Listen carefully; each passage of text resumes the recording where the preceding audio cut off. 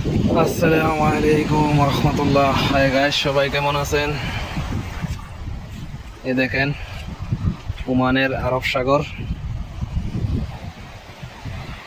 এটার কোনো কুল কিনার দেখা যাচ্ছে না। এরকম বড় সাগর আমি জীবনে প্রথম দেখেছি। এই সাগরের পানি অনেক লবণে কড়া। এই সাগরের মাছ রান্না করলেও লবণ লাগে না।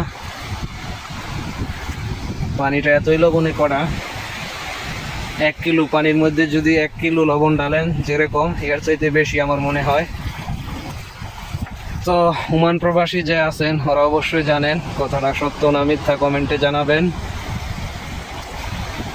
আজকে ঈদের 3য় দিন, সাগর পাড়ে হাঁটার জন্য আসলাম। সারেবেল দোকানে বসে থাকি, মাটি পাই না, বালু পাই না পাড়ার জন্য। আজকে খালি পায়ে হাঁটার জন্য আসলাম সাগর পাড়ে। অনেক ভালো লাগছে আমার কাছে, তাই এই ভিডিওটা আপনাদের কাছে শেয়ার করলাম। কীরকম হলো জানাবেন কমেন্টে। তো ঘুরতে অবশ্য সবারই ভালো লাগে, কার ভালো না লাগে। আমি প্রায় অনেক মাস পরে আসলাম ঘোরার জন্য, প্রায় 27টা মাস হবে সাগর পাড়ে আজকে আসলাম ঘোরার জন্য। এই সাগরের কোনো কুল কিনার নাই। মানুষের মুখে শুনি ওই পাশে পাকিস্তান। এই সাগর পাড়ি দিতে 3 ঘন্টা লাগে। আরব সাগর যেটা বলে, আরব সাগর অবশ্য সব কান্ট্রিতে আছে, পুরা কান্ট্রির সাথে জয়েন।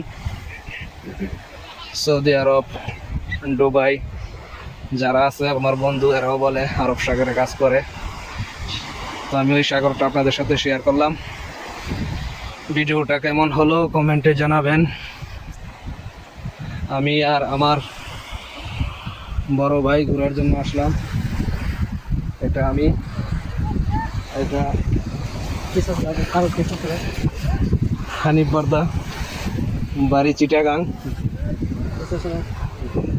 দুইজনে হাঁটতে হাঁটতে ভিডিওটা বানালাম। তো কেমন হলো কমেন্টে জানাবেন। এ বলে আজকের মতো এখানে বিদায় নিচ্ছি। সকলে ভালো থাকবেন, সকলে সকলের জন্য দোয়া করবেন। এ বলে বিদায় নিচ্ছি। আসসালামু আলাইকুম রহমতুল্লাহ।